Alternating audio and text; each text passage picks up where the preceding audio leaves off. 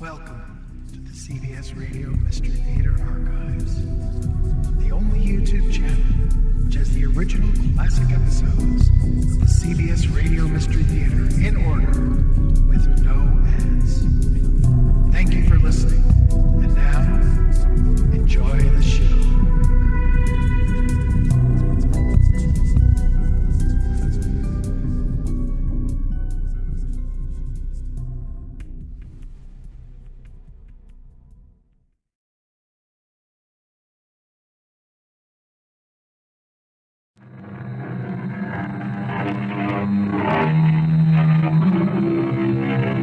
Come in.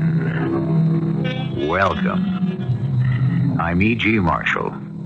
Today, a tale of conscience, the self-accusing fear that most of us at one time or another have experienced.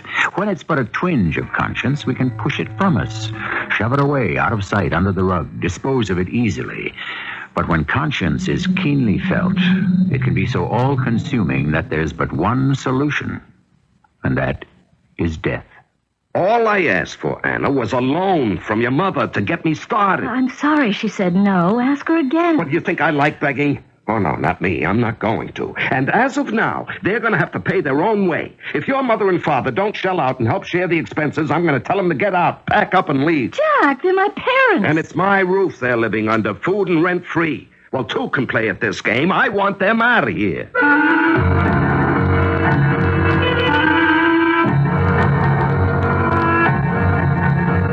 Our mystery drama, The Pardon, was taken from an original tale by Emil Bazin and written especially for the Mystery Theater by Gerald Keane. It stars Larry Haines. I'll be back shortly with Act One.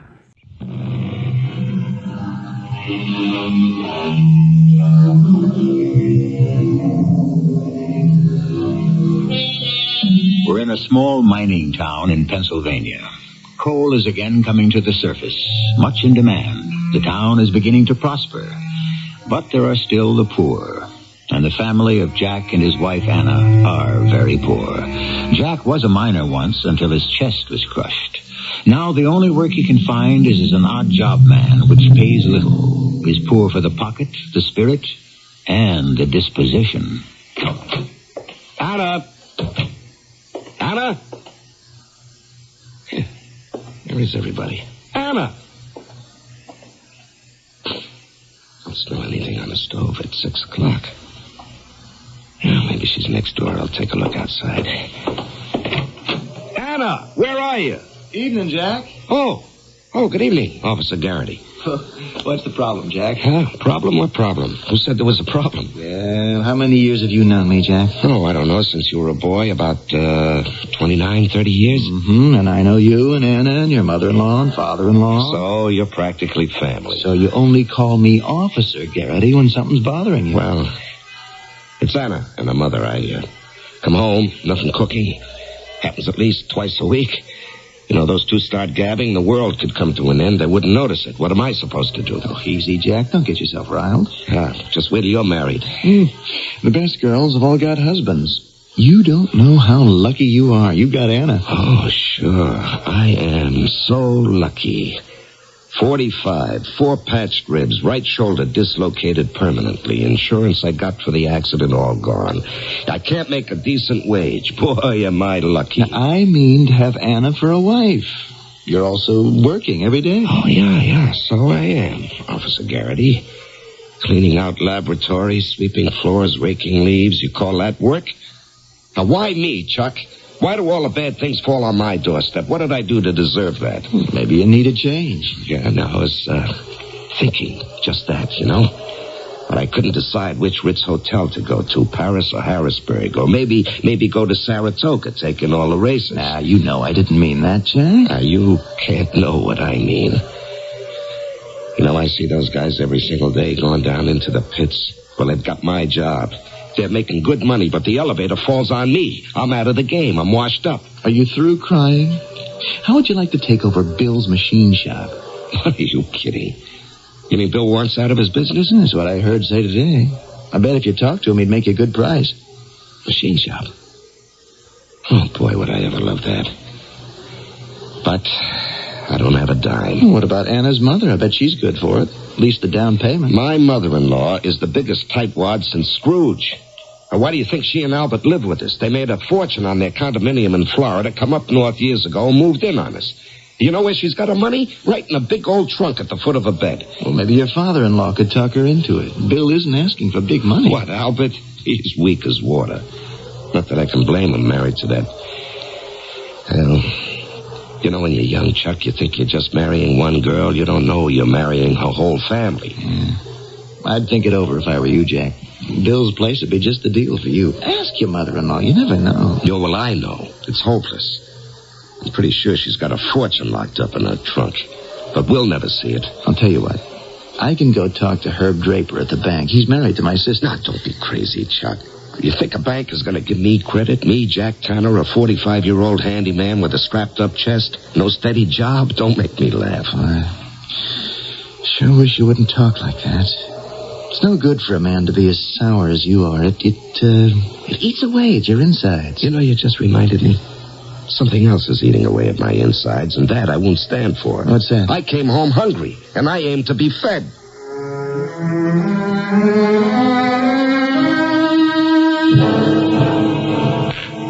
And I've had just about enough from your mother. Because of her, I have to wait for 2 hours for my dinner. And then when I ask her a civil question, I get a reply that turns my stomach. It's not that. I know what you're going to say. She's an old lady. She has a bad heart. I shouldn't ask her questions about money. I've heard all that for years. But tonight, that was too much. I asked her, Mother, how would you like your son-in-law to go into the machine shop business? It's a wonderful opportunity. I might be able to buy it if you'll help me swing the down payment. And she gives me this look. Your own mother, Anna. Flesh and blood. And she says, you heard her. She says, if you can't afford it, don't do it. It's too much for any man to take, Anna. I'm not like your father sitting here keeping quiet. Albert, you can take it. She's your wife. I can't. Dad, say something. I don't know what there is to say, Anna. No, it's not. It's not Albert's fault. Your mother's got all the money. I'm not asking for a gift. It's a loan. It's a business investment. I know the machine shop business inside out. Now, I'll never get this chance to get on my feet again.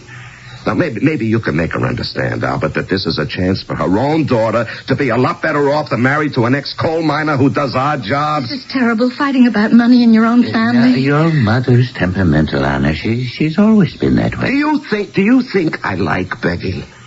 No, I'm not going to. And I tell you this, Albert. The way I feel right now, if you and she, Anna's mother, don't shell out with something, you're going to have to pack up and leave. Jack, what are you saying? Do you think it's about time? They're my parents. And it's my roof they're living under, food and rent-free. I don't think Jack's being unreasonable, Anna. I'll talk to your mother. Now, look, I have no quarrel with you, Albert. You're all right. Now, we all make mistakes. You know what yours were. Getting stuck in a mine elevator shaft was mine. But I don't have to make things worse for myself by living under the same roof with those I can't get along with. Now, I'm sorry, but that's it. If I can't breathe easily, I might as well be dead.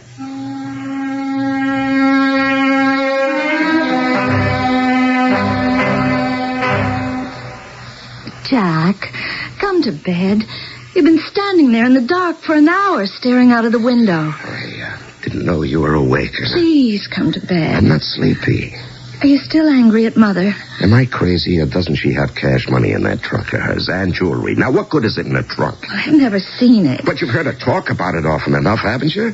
Her widow's mite, whatever that means. I guess everybody knows she inherited a lot from Grandpa, and of course she has all Grandma's jewelry. Anna, all I asked for was a loan, a business loan.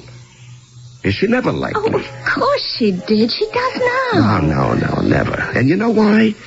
Her daughter, who went to the Philadelphia School of Music, ended up marrying a coal miner. Well, she hated that. That's not true. But that didn't stop them from moving in with us. Well, they were getting old. They had no one to take care of them. We asked them to. Well, that was all right. That was all right when I was making money in the mine. I thought it'd be good for you, Anna, having your folks here. But when I was laid up and after, getting out of the hospital, did they ever go to the supermarket with you and say, let me buy this week's groceries? No, never. Oh, shh, Jack, please. You'll wake her up. And she's right next door. No, where's the switch to the bedside? Oh, yeah, hey, that's another thing. Albert, you'll have to sleep downstairs. You snore, and I don't wish to be disturbed. He's on the sofa, and she's next door in the bedroom. Jack, you're all dressed. Will you turn that light off? I'm going out. At this hour? don't, Jack. You need your rest. For what? I don't have a job tomorrow.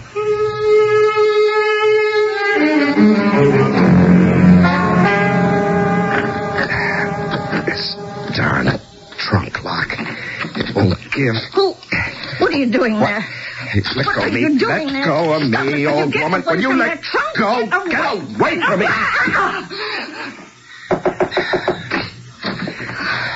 What are you doing, Jack?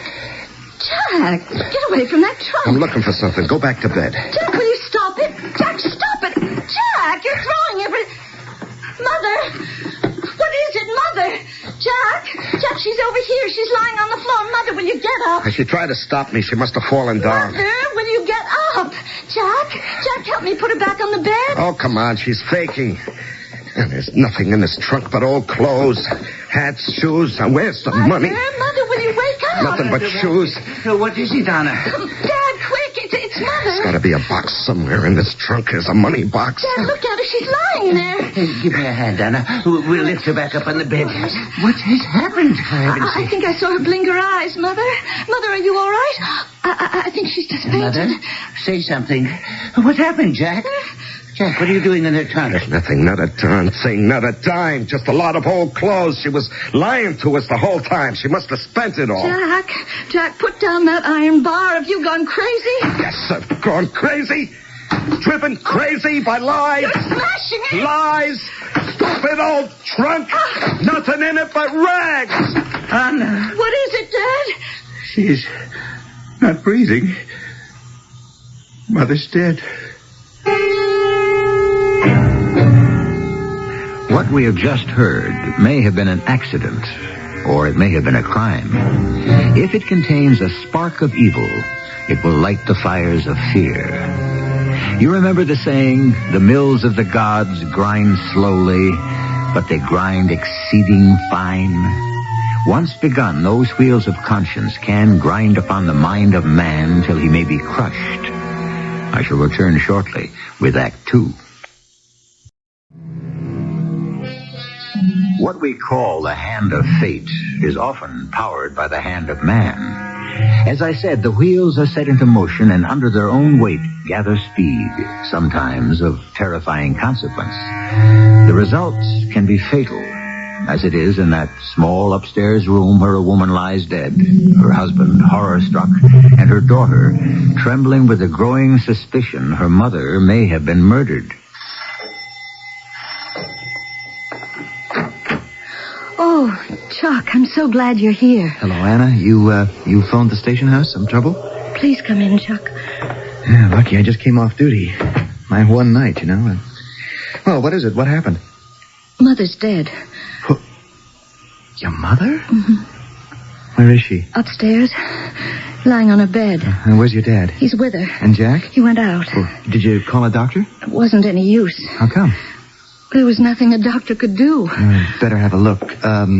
Which way is it? Oh, just up these stairs. Yeah. Well, what happened to Jack? Where'd he go? I don't know. He just ran out. At this time of night in his pajamas? No, he was all dressed. This door? No, that's our bedroom. Jack's and mine. Uh-huh. Dad, he sleeps downstairs. Mother's is the one down here. It's this one. Okay. Oh, Albert, I'm awfully sorry about this. Oh, Dad, it's all right, Dad. Don't cry. It'll be all right. Let me have a look. Yeah, no question about it. That's a stroke, maybe. I'll put in a call to the coroner. Please, Dad. Why don't you go back downstairs, make yourself some coffee? Yeah, that's a good idea. Go ahead, Albert. You can't accomplish anything up here. All these years together. Now she's gone. All right, go on, Dad. Go on downstairs. If I need to ask you some questions, I'll ask you later, sir, okay? I just can't believe it. What happened in this room? Looks like an earthquake struck. The way that trunk's been smashed to pieces. Clothes all over the floor. Person must have been looking for something, that's obvious. Anna, did you catch someone in here? Well, there was no one here but us. What's this here? An iron bar. No, don't touch it. It might have fingerprints. Supposing we go back downstairs, Anna, I'll call the station house. Then maybe you'd better tell me exactly what you know.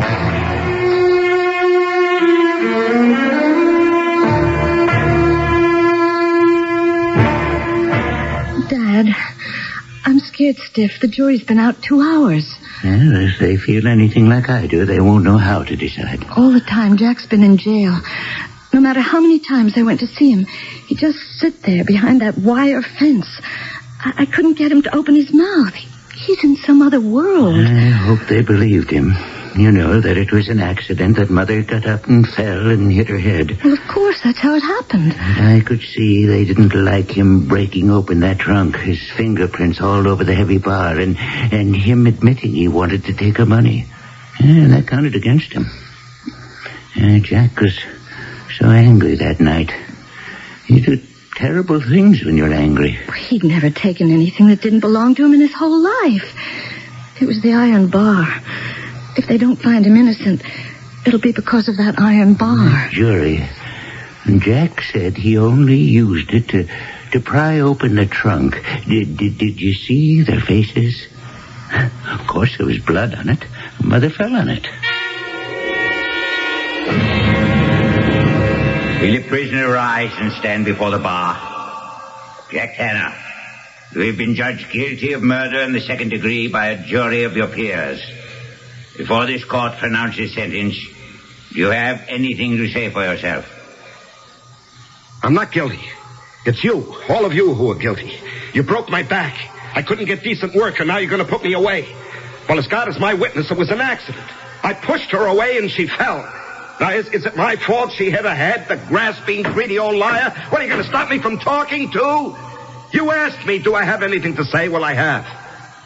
I swear to you all, the day I get out, if I'm 90, I'll see to it that you're all repaid. An eye for an eye. There will be no threats in this courtroom. Are you quite through? Finished? Yeah, I'm finished. I know that. By the authority vested in me by the state of Pennsylvania, I sentence you to 20 years in penal servitude. 20 years? 20 years? You're going to lock me up for 20 years? You will be taken from this place to the state prison where you will serve out the duration of your sentence. What you're doing is evil. Take him away. It's evil. I'll come back, and I'll be revenged. You'll see if I don't.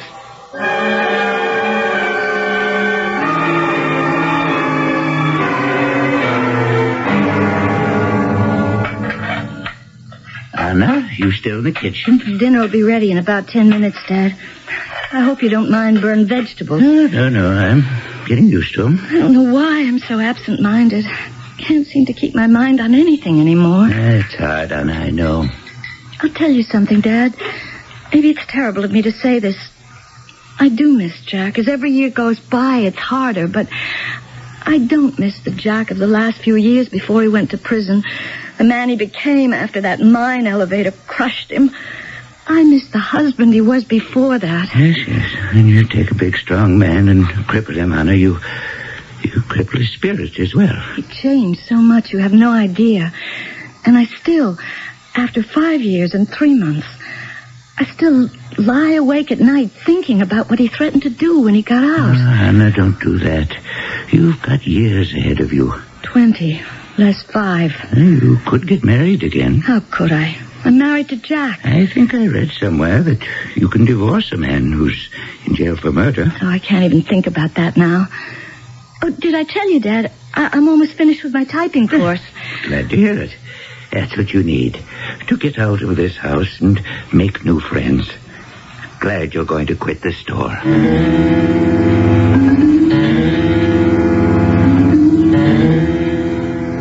Anna. Who's that? It's me, Jack. Shh. Jack, is that you? Honest? Now, don't turn on the light. But I don't understand. Told them they couldn't keep me in prison. You escaped? Over the wall and into the woods. What are you going to do? I'll just sit myself down at the end of your bed, Anna. What do you want me to do? You remember the trial? The prosecutor? What happened? happened, Mrs. Tanner? Can you tell us in your own words, was your husband searching for something in your mother's trunk? He'd had a quarrel with her earlier that evening about money. Jack, you mustn't think I gave evidence against you. You saw no one else in your mother's bedroom but your husband, Jack, did you, Mrs. Tanner? I had to tell the truth. Or why didn't you tell all of it? That your mother always made us believe that she had money and jewelry, that she was stingy and miserly. Why didn't you tell him that? I wanted Dad to, but they wouldn't call him to the stand. But you're my wife. Why didn't you? Nobody said anything about the years I worked, about how I never took a dime from anybody. They made me out a thieving, ungrateful son-in-law who broke into your mother's trunk and then broke her head open, and you did nothing to change that opinion. Jack, what's that in your hand? What, this? It's that same... It's the iron bar. Yeah. It's a little heavy, isn't it? Where did you get it? I thought the police took it. Oh, I just happened to find it. And one little tap from this. You missed me, Anna? Yes, of course I have. You don't sound convincing. I have. Dear little wife. Dear little Mrs. Judas. So you're interested in this iron bar, are you? Jack, please, Jack, you're not... I'm not what? Just look how easy it is for me to lift it. Yeah, I'm very strong. Stronger than I was when I went to prison. You know, you can build up a lot of muscle in 5 years. Here, you see, I can lift this long, thick iron bar with just 2 fingers. I wish you'd put that down, Jack. Down? How about softly down on your head? After all, if I used it once on your mother, why not use it again? Now, you just lie still, my dear. Don't move. Now, watch. I lift the bar high over your head. What's the matter with you? I'm only demonstrating the strength of my arms. Here, see? Look how easily I can lift it up and down over your head. Do you really think you deserve to live, Anna? I'm so terribly sorry for everything, Jack. I really am. Come on, let me look at your face more closely. Yes. Such a sweet, innocent face. Come on, look straight into my eyes.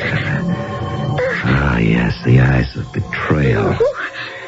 Did I tell you how strong my fingers are? Now, suppose I just show you. I can just place them on your throat. No, Jack, Here, no. Look how easily, even with one hand, 5 fingers can circle your throat. Now, if I placed 2 hands here and here... You like my hands on your neck, Anna, so close to you? You'd like to scream, but the words stick in your throat, huh? Please. Oh, you're begging now, aren't you? Now, what is it you're begging for? A life? Forgiveness? Wouldn't you prefer death? Yes, I think you would. A nice squeeze. Ever so gently. Tighter. Can you still breathe, dear Anna? I'll let you have one more breath and then...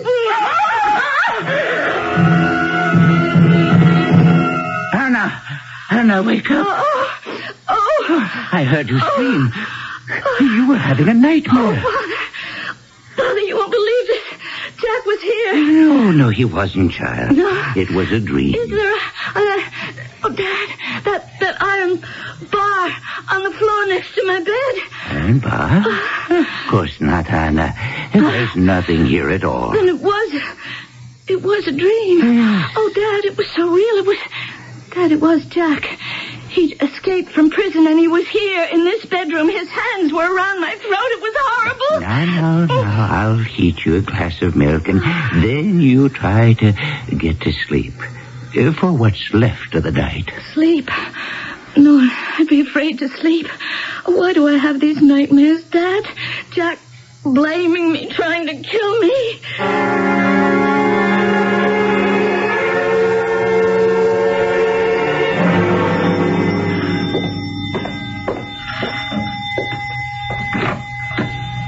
Oh, hello, Chuck. I was just going out. Well, hello, Anna. It's a little early for you, isn't it? Oh, I'm catching a bus to the city. Not working at the store anymore? Not for long, I hope. I'm taking my final exam today at the stenographic school. Oh, then get yourself a good job. Yes. I've let too much time slip by. I always said a woman should learn to be independent, especially a woman alone. Can I come inside a minute? Oh, sure. Come on in. It's not going to take long, is it? I don't want to miss that bus. No, only a minute.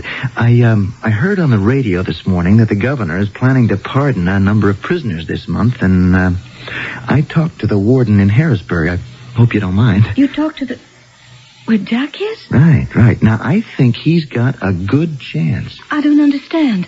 Well, what the warden said was Jack's had a good record of exemplary conduct, he called it, for all these years, and taking into consideration the fact that there was always some doubt as to whether he actually hit your mother. Well, you remember he maintained she had fallen, hit her head? They're going to pardon Jack? It's not a sure thing, but I thought I'd come by and tell you the good news. Jack might be right back here in just a few weeks.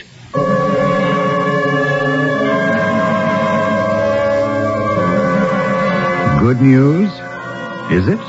Or is it perhaps the most threatening news Anne could hear? Be not afraid of sudden fear, says the good book, neither of the desolation of the wicked when it cometh. But it may take more than the comforting words of the Bible to reassure this woman that freedom for her husband means safety for her. I shall return shortly with Act 3. To return for a moment to the Proverbs. Whoso diggeth a pit shall fall therein. It says in the Bible, and he that rolleth a stone, it will return upon him. These very fears plagued the conscience of this young wife. Did she indeed dig a pit of evidence from which her husband could not extricate himself? These apprehensions are driving Mrs. Tanner to distraction. And from there, how far is she from madness? Dad, what am I going to do? Chuck said Jack might be pardoned. How can that be? It's not going to happen, Anna. Now, don't worry yourself about what might be. But he said Dad, he said he'd kill us all. Al, Jack said no such thing. But that's what he meant. I'm so afraid. I just feel sick. I have to get away. That's what I'll do. Where would you go? Anywhere where he can't find me. Dad, you don't know Jack as I do. How can you leave now? When you've just got this good job with Angus McPhailen. Now, jobs aren't growing on trees these days. Oh, Mr. McPhailen, I forgot. Dad, do you think maybe he could help? Oh, but what if he can't? I've suddenly got this terrible chill. I can't stop shivering. I can't.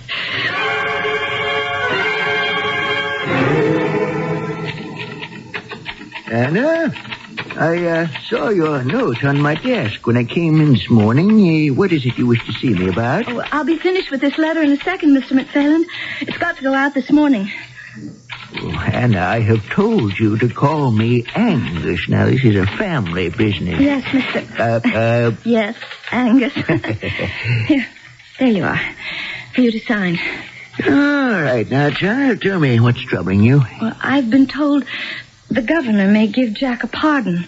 Well, now, that is fine news. You must be very pleased. No, you don't understand. When they found Jack guilty, he yelled out in the court. It was awful.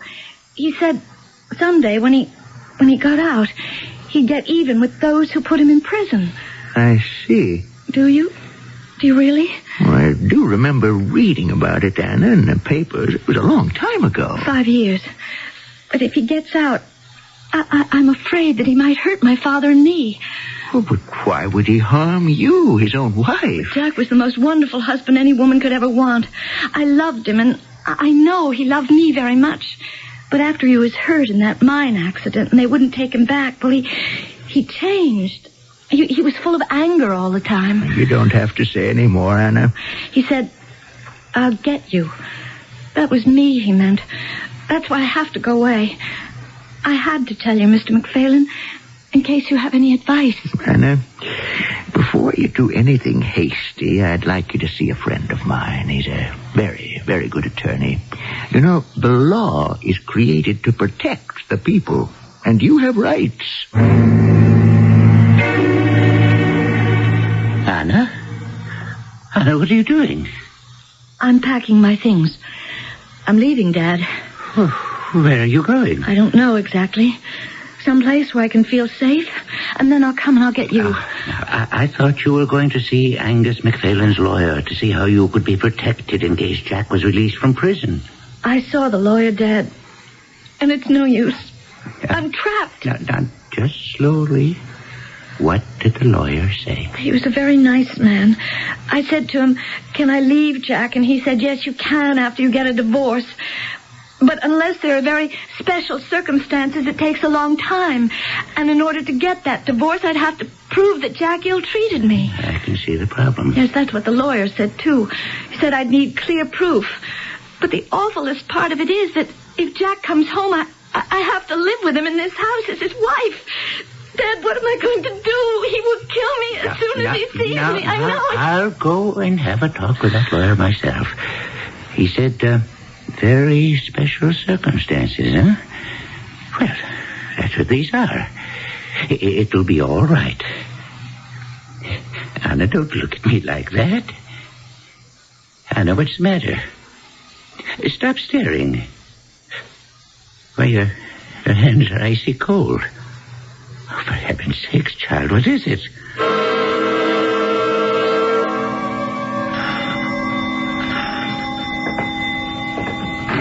Yes, sir? I'm Angus McPhail. Are you Anna's father? Oh, yes, come in. Come in by all means, Mr. McPhail. Thank you. I've heard a lot about you. I thought you were the doctor and that you'd come back because you'd forgotten something. He was just here. Well, I stopped by because I hadn't heard from Anna in a week, and then the news... I was beginning to get worried she hasn't been to work. Well, it's all my fault, Mr. McPhail. I should have let you know. You say the doctor's been here? Is she very ill? Well, it's been a week of horrors, I tell you. She hasn't spoken one word in 7 days. The poor child, not one word. When she came back from that lawyer that you sent her to, she got bad news. She was packing to leave. Get herself a new place to live. Another identity. She was that frightened of her husband. It's a sad thing. Suddenly, and just as she was packing, she went into a kind of seizure. Hardly knows me anymore. Speaks to no one. I had no idea what it was, why she didn't come to work. So, as soon as I heard the news tonight, I thought I'd come over and see if she knew. What news? You didn't hear it on the radio? No, I haven't had it on. 6 o'clock news tonight. I came right over. I feel about Anna the way I would about my own daughter. What news, Mr. McPhail? He's dead.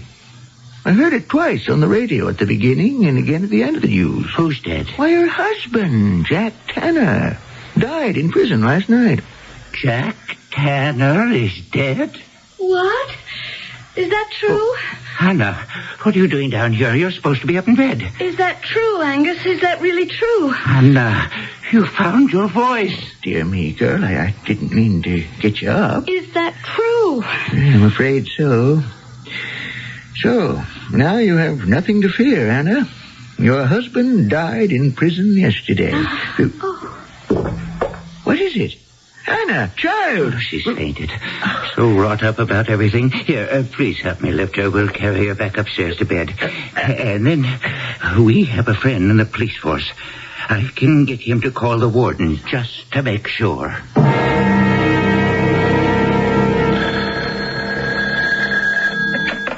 Hello? Oh, yes, Chuck. What's that? Say that again. No, I didn't hear the radio, but somebody told me. It's not true. Mistake? You mean Jack isn't dead? Still in prison? False rumor. Oh, how these things start. Okay. Yes, I understand. Thanks for calling, Chuck. Another man died with a similar name. Do you really believe someday he'll come back and revenge himself on the two of you? It doesn't matter what I think. It's what Anna thinks. What was that noise? The front door. Yes, maybe somebody came in. Oh, somebody went out. Hey, wait here, Angus. I'll just go upstairs a moment. Mr. McPhail. Angus. She's gone. Anna is gone.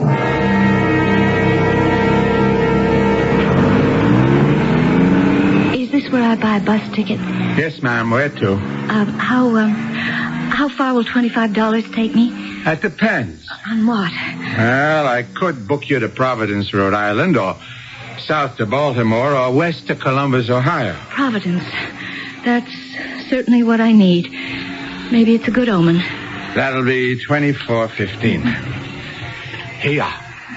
When does the next bus leave for Providence? In exactly half hour. She'll be pulling in about 20 minutes. You can board her then. Say, aren't you Mrs. Tanner? Mrs. Tanner, come back. You forgot your change. Another 85 cents for the poor box. Hiya, Mike. Hello, Chuck. Caught any speeders today? I want you to look at this picture. Has this girl come by here in the last hour trying to buy a bus ticket? Oh, she sure did. Just a moment ago. That's Mrs. Tanner, isn't it? Where was she headed? Providence. Just left my window. Hey, is she in some kind of trouble or something? No, but I'll be in a heap of it if I don't find her.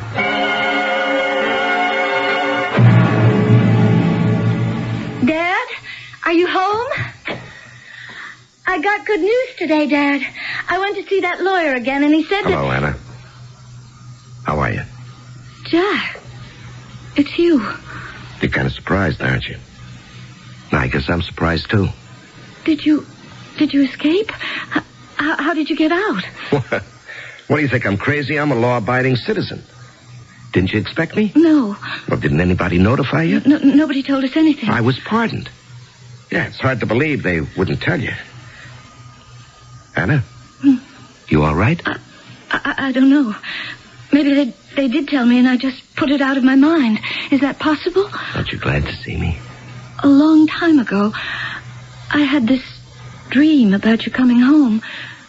You don't suppose this is a dream, too, is it? Oh, no. No, it's real. And I'm real.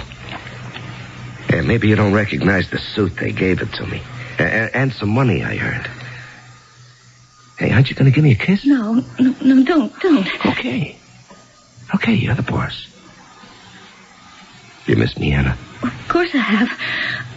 Oh, Lord in heaven. The last time. The dream. Have you missed me? That's what you said. Of course I have. That's what I said. This must be a dream. Anna, you home already? Oh, Jack. Hello, Albert. Is it you? It's me. You know, Anna thinks she's dreamy. Anna, where you going? Probably she's gone up to her room. You mean our room? Now, what's the matter with her? Isn't she glad to see her husband? Jack, I don't know how Anna's going to take your coming back like this all of a sudden. She hasn't been well in all these years. Oh, it seems funny. Instead of welcoming her husband with open arms, she's running away. Like she's scared of me.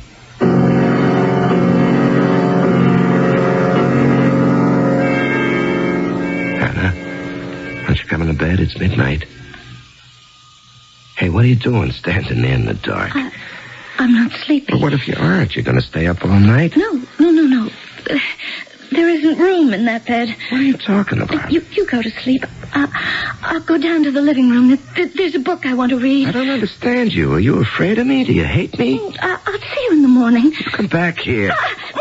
You understand? No nonsense. Hey, what is it with you?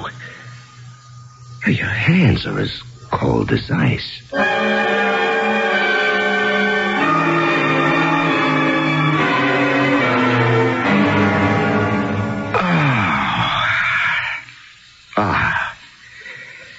Hey, what do you know? It's morning.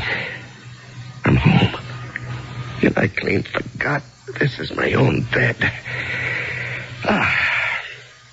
Hey, Anna, wake up. Did I ever sleep great? You know, that's the best night's sleep I've had. Come on, darling, get up. Hey, Anna, it's time for breakfast. Anna?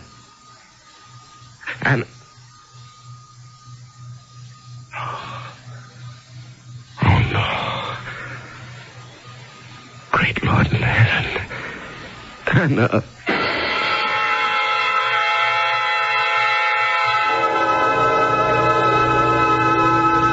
It was too short a service. We'll get him one day. He'll be back. I know what you're thinking, Chuck. With the coroner's verdict, 2 doctors. No, there wasn't a mark on her. But a young woman like that to die of a heart attack? I still can't believe it. Nobody can, Chuck. Least of all her husband. I hate that man. It's a good thing he left town. You're wronging him. He was crying like a baby. And the doctor said her heart just failed her. Now, look, I'm her father. I felt just like you did, Chuck. How could it be? I said to Jack, she died of fear, that's what. He couldn't understand it. What fear, he said to me. Of you, I said. Of me? Why, I loved her.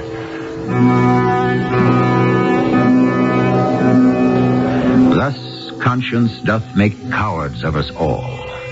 But can it kill us? Frighten us to death?